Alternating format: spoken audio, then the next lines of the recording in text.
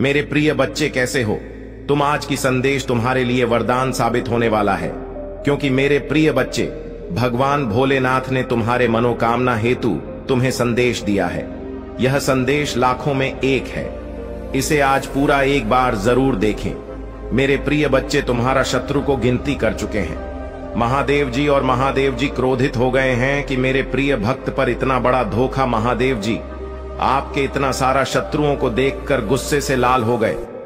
मेरे प्रिय बच्चे, तुम्हारे लिए तो बहुत बड़ी खुशखबरी है और तुम्हारा शत्रु के लिए बहुत बड़ा चेतावनी है। मेरे प्रिय बच्चे, भगवान भोलेनाथ कहते हैं कि अभी वक्त है, सुधर जाओ, नहीं तो मैं तुम्हें सृष्टि से मिटा दूंगा। मेरे प्रिय बच्चे, भगवान भोलेनाथ क्रोधित नहीं होते हैं, और जब क्रोधित होते हैं तब शत्रुओं का संहार करते हैं। मेरे बच्चे, भोलेनाथ तो अपने भक्तों के दिल में विराजमान रहते हैं। जिन भक्तों को अपने परमपिता के प्रति सच्ची श्रद्धा एवं सच्ची विश्वास बने रहने पर उसके ऊपर अवश्य कृपा बरसती है। मेरे प्रिय बच्चे, मेरे कृपा पाने के लिए अभी सब्सक्राइब कर लें और भाग्यशाली आज की संख्या 108 टाइप करें। मेरे प्रिय बच्चे, मेरे आशीष पाने के लिए सिर्फ सर का झुकाना काफी नहीं होता है। कृपा तो तब बरसती है जब आप सर के साथ अपने मन को भी झुकते हैं और तुम्हारा मन में किसी की प्रति छल कपट नहीं होती। और मेरे प्रिय बच्चे, इन सारे गुनाह तो तुम्हारे अंदर कूट कूट के भरा हुआ है। इसलिए मेरे प्रिय बच्चों, आज से तुम्हारे सारे दुखों का अंत होने वाला है। तुम एक बहुत ही भाग्यशाली हो। मेरे प्रिय बच्चे, तुम्हारा जीवन व्यर्थ नहीं जाएगा।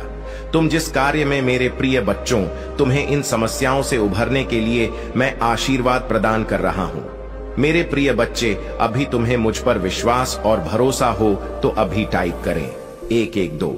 यदि तुम टाइप करोगे तो मेरा कृपा तुम्हारे ऊपर पड़ेगा और तुम उन सारी चीजों से लड़ सकते हो। उन परेशानियों से उभरने की तुम्हें ताकत मिलेगा। मेरे प्रिय बच्चे, तुम्हारा बुरा वक्त अब खत्म हो चुका है। तुम बहुत भाग्यशाली हो। तुम्हें बहुत कुछ अभी देखना बाकी है। तुम अभी थका हुआ महसूस कर रहे हो। तुम्हारे अंदर विश्वास की शक्ति है। मेरे प्रिय बच्चे, हमारा आशीर्वाद तुम्हारे ऊपर पड़ चुका है। मेरे प्रिय बच्चे, जब तुम हर जगह से हार जाते हो, जब तुम्हारा परीक्षा ली जाती है, उस वक्त तुम्हें लगता है और मन ही मन बोलते हो, हे भगवान कहां पर हो। और कोई पापी पाखंडी बताते हैं कि ईश्वर कहां पर है। अगर ईश्वर होता हमें दिखाई क्यों नहीं देता।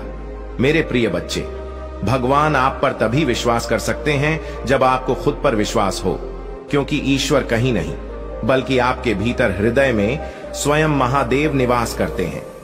मेरे प्रिय आज मैं तुम्हारी वह सच्चाई के बारे में बताएंगे जो अभी तक तुमको पता भी नहीं चला था।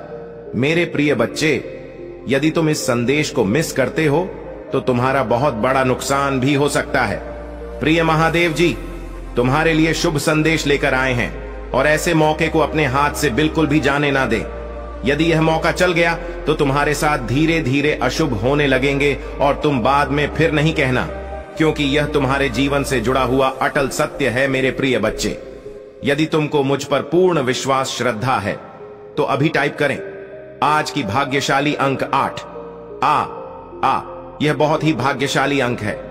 जरूर टाइप करें और साथ ही साथ कमेंट बॉक्स में अपनी राशि भी टाइप कर देना, ताकि मुझसे अब तुम्हारा न्याय लिया जाएगा, तुम्हें न्याय दिलाया जाएगा। अब तुम्हारे महादेव जी तुम्हें न्याय दिलाने के लिए आए हैं, क्योंकि आज तक तुम्हें सिर्फ पीड़ित और परेशान किया गया है। तुम्हारा किसी ने कोई साथ नहीं दिया और ना ही सहयोग किया। जितना तुम कर पानी उतना ही किया, ना ज्यादा ना कम। और लोगों ने तुम्हें परेशान करने का अथक प्रयास किया, क्योंकि तुम बहुत ही दुर्बल और श्याम स्वभाव के थे। तुम्हारी कमजोरी की वजह से लोग तुम्हें दरवाजे धमकाते थे और तुम्हें पीड़ित करते थे।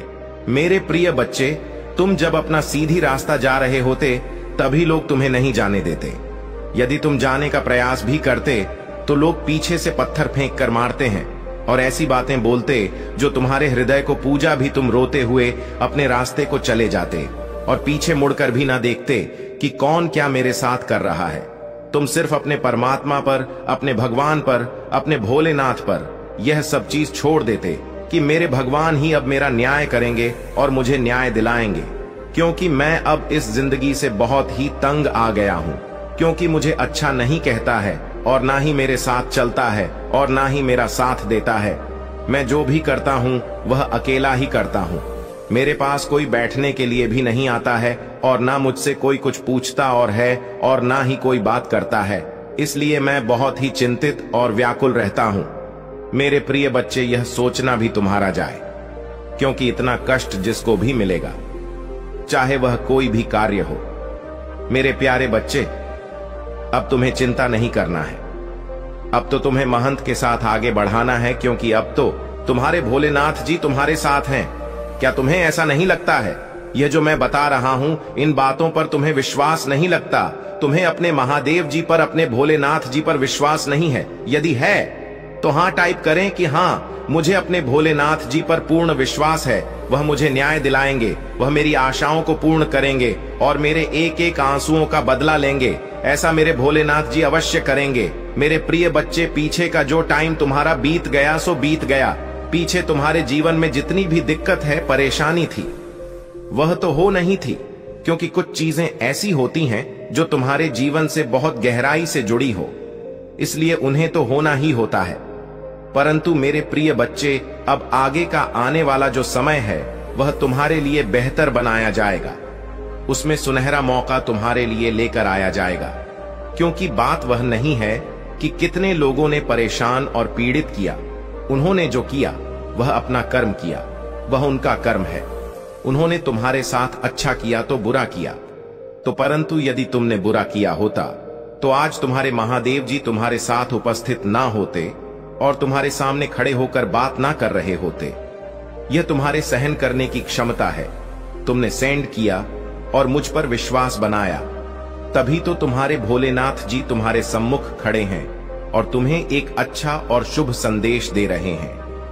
मेरे प्रिय बच्चे, इंसान की इंसानियत उसी को कहा जाता है जब इंसान एक दूसरे की अहमियत और गरिमा को समझे, एक दूसरे के दुख और तकलीफों को समझे।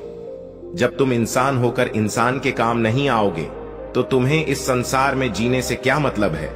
लोगों को तो यह करना चाहिए कि वह चाहे जो भी हो, यदि वह किसी संकट में है, यदि वह किसी पीड़ा में है या उसे कोई आर्थिक और भौतिक परेशानी है, तो उसमें यथाशक्ति सहयोग करना चाहिए, ना कि उसका मजाक बनाना चाहिए और हंसी उड़ानी चाहिए। यदि तुम उस समय पर उस व्यक्ति की हंसी उड़ाते हो तो तुम बहुत पसंद रहते हो, परंतु यदि समय पलट गया और तुम्हारी भी दशा कैसी हो गई, तो अब तुम बताओ तुम्हारे साथ क्या होगा? होगा वही जो तुमने किया है, जो तुमने बोया है, वही तो तुम्हें काटना पड़ेगा। यही तो नियम है, यही विधि का विधान है। तुम्हें समझना चाहिए। सारे विधि विधान को तुम जानते भी हो कि कौन से पाप का कौन सा दंड मिलता है। इन सब चीजों को जानते हुए भी लोग ऐसे ऐसे दुराचार करते हैं जो नहीं करना चाहिए, और इस दुराचार को समाप्त करने वाला कोई नहीं होता है, क्योंकि समाज में इस कलयुग में इतना भ्रष्टाचार और लूट मार काट मार चल रहा है कि लोग एक दूसरे को समझ ही नहीं रहे हैं। इंसान ही इंसान को काट रहा है, इंसान ही इंसान को मार रहा है। इसमें भगवान की तो भूमिका ही खत्म हो गई है। परंतु मेरे प्रिय बच्चे, जो भी ऐसा करता है वह एक राक्षस प्रवृत्ति का होता है। वह उस समय तो कर लेता है, परंतु बाद में उसे कठोर से कठोर जब दंड मिलता है तब उसकी पीड़ा से पूरा संसार कुछ होता है। यही एक रीति है। वह इतना चीता और चिल्लाता है कि पूरा ब्रह्मांड उसकी चीज से गूंजा रहता है और उसे बचाने वाला कोई नहीं होता है। तू मेरे प्रिय बच्चे, इंसानियत को समझो, और किसी की मदद नहीं करोगे तो दूसरा भी तुम्हारी मदद करने के लिए तैयार नहीं होगा। यही एक नियम है, यही एक रीति है। मेरे प्रिय बच्चे, जब तक तुम्हारी सांस में सांस है तब तक अच्छे कर्म कर लो, अपने इष्ट अपने भगवान का भजन कीर्तन कर लो। जब तुम्हारी सांस तुम्हारी शरीर से ब्लॉक हो जाएगी तो तुम्हें पूछने वाला कोई नहीं रहेगा, ना तुम्हारा अपना कोई पराया। तुम्हारा सामना होगा तो परमात्मा से होगा, जो तुम्हारे कर्मों का लेखा जोखा ले रहा होगा। यदि तुम्हारे कर्म सही है तो तुम्हें कोई पीड़ा और कष्ट नहीं दिया जाएगा। यदि तुम्हारे कर्मों का बहुत ज्यादा है तो तुम्हें इस प्रकार का कठोर दंड दिया जाएगा। तुम्हारी आत्मा की रूम रूम कहां उठेगी और त्राही त्राही करेगी, परंतु भगवान के देवदूत तुम पर प्रहार करना बंद नहीं करेंगे। मेरे प्रिय बच्चे, यह सिर्फ तुम्हारे लिए नहीं है, सभी के लिए है। जो भी अपने कर्म को उल्टे रास्ते पर ले जाकर चलता है, यानी कि उल्टे सीधे कम करता है और अपनी दिनचर्या बुरे कार्यों से शुरू करता है, उसे तो अच्छाई से कोई मतलब ही नहीं है और ना ही धर्म की कोई मर्यादा है। सिर्फ उसके धर्म का ही लोग अपने महादेव जी की शक्तियों पर विश्वास है और उनकी महिमा पर भरोसा करते हो तो हाँ, टाइप करें कि हाँ, मुझे अपने भोलेनाथ जी पर पूर्ण विश्वास है। जरा भी शंका मुझे नहीं है अपने महादेव जी पर, क्योंकि मेरे महादेव जी न्याय के देवता हैं, वह हमेशा न्याय करते हैं। आज जो सत्य उन्होंने मेरे सामने प्रस्तुत किया है, उसकी मूल अवधारणा में ही हूं। मेरे जीवन में ही ऐसी घटनाओं का क्रम हुआ है, मैं ही इन घटनाओं के बीच में बेच रहा हूं। तो आज मेरे महादेव जी ने मुझे यह सब बात कर मुझ पर अपनी कृपा दृष्टि की है, और ऐसी कृपा दृष्टि की है जिससे कि मैं बहुत ही प्रसन्न हो गया हूं। आज तक मैं अभी तक खुश नहीं हुआ था और ना ही मेरे मुख पर तनिक भी प्रसन्नता थी। आज मैं अपने महादेव जी की, अपने भोलेनाथ जी की बातों को सुनकर बहुत प्रसन्न हुआ। मेरा मुख प्रसन्नता से उतारा हुआ है। मैं देखते हो क्या, अभी तक रो रहा था, यह संसार कितना मतलबी है। कोई भी मुझे साथ देने के लिए नहीं आ रहा है और ना ही मेरी कोई मदद करने के लिए तैयार है। मैं देख रहा था कि इस संसार को भगवान ने किस निर्दयता से बनाया है, जो यहाँ के इंसान एक दूसरे के लिए नहीं बने हैं, सिर्फ वह बने हैं तुम हारने और काटने के लिए बने हैं। ऐसी तो दशा इस संसार की हो गई है जिसे देखकर 7 पीढ़ियां कांपने लगते हैं। मेरे प्रभु, मैं आपसे एक विनती करना चाहता हूं। आपने इतना गौर कलयुग क्यों बनाया? इस घोर कलयुग में यदि इसी प्रकार से चलता रहा तो यहां पर लोगों का जीने से क्या मतलब है? सब एक दूसरे में ही लड़ झगड़ कर मर जाएंगे, एक दूसरे का ही देखा नहीं देखा जा रहा है। मेरे प्रभु, इस कलयुग रूपी संसार को जो इसमें लिख और ना भरी हुई है उसे दूर करो। इंसान को सद्बुद्धि दो, सही मार्ग दो, उसे विवेक दो, ताकि वह समझ सके कि मुझे किस प्रकार से अपने जीवन में रहना है और किस प्रकार से अपने जीवन का निर्वाह करना है, क्योंकि यह जीवन बार बार नहीं आएगा और ना ही आने वाला है। यदि तुम इसे अपने हाथ से ऐसे ही करवा दोगे तो तुम्हारा जीना व्यर्थ है। अगर इस धरती पर आए हो तो कुछ अपनी पहचान बनाकर अवश्य जाना, ऐसे ही नहीं। तुम्हारी कोई पहचान होनी चाहिए, उसके लिए तुम्हें संघर्ष तो करना ही पड़ेगा। हम तो करनी ही पड़ेगी, तभी तो तुम्हें सब चीज मिल पाएंगे। इसके तुम हकदार हो। तो पार्वती जी तुम पर अपनी कृपा की ऐसी दया दृष्टि कर रहे हैं जिससे तुम्हारा जीवन चमत्कारों से भर जाएगा। तुम्हारे जीवन में ऐसा चमत्कार होगा कि पूरी काया पलट हो जाएगी और तुम एक सक्षम और सच्चे आदमी बन जाओगे। आज के तौर पर लोगों को समय कहां है कि थोड़ा समय निकालकर ज्ञान की बातें ले लें या फिर अपने महादेव जी का संदेश सुन लें। उन्हें तो अपने काम से ही फुर्सत नहीं है, परंतु जब कोई दिक्कत आएगी तो वह भगवान को, मुझे महादेव को याद करेंगे। जब तक उनके जीवन में खुशियां रहेंगी तब तक मुझे याद नहीं करेंगे, और जब दिक्कतों का सामना देखेंगे तब जाकर मेरा स्मरण करेंगे। यही तो सबसे बड़ी भूल है, क्योंकि यदि तुम मुझे पहले ही याद कर लो, मुझे पहले ही अपनी समस्याओं का विवरण बता दो, तो तुम्हें कोई दिक्कत होने ही नहीं पाएगी। मेरे प्रिय बच्चे, यदि तुमने मेरे लिए 10 मिनट का समय निकाला है तो उसका महत्व स्कोर ना करता हूं। मैंने तुम्हारा समय लिया है, तुम्हारा बर्बाद नहीं जाएगा।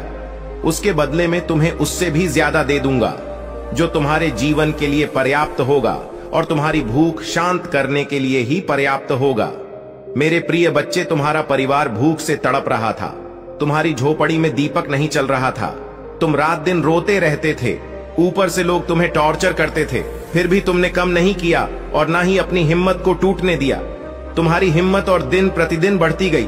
तुम ये सोचते थे कि ये तो सब मूर्ख है, परंतु मैं तो मूर्ख नहीं हूं। ये सब मुझे उलझा कर मुझे भटक रहे हैं, पर मैं इनकी उलझन में भटकने वाला नहीं हूं। मैं तो इनका सभी वृतांत चाहता हूं कि यह मेरे साथ क्या करना चाहते हैं। तुम भाग्यशाली हो मेरे प्रिय बच्चे, जो तुम्हारे लिए तुम्हारे महादेव जी न्याय का प्रस्ताव लेकर आए हैं और तुम्हारे न्याय का समय भी बताने आए हैं। तुम्हारे भाग्य की प्रशंसा करनी चाहिए, क्योंकि भोलेनाथ जी स्वयं किसी के पास चलकर नहीं जाते हैं।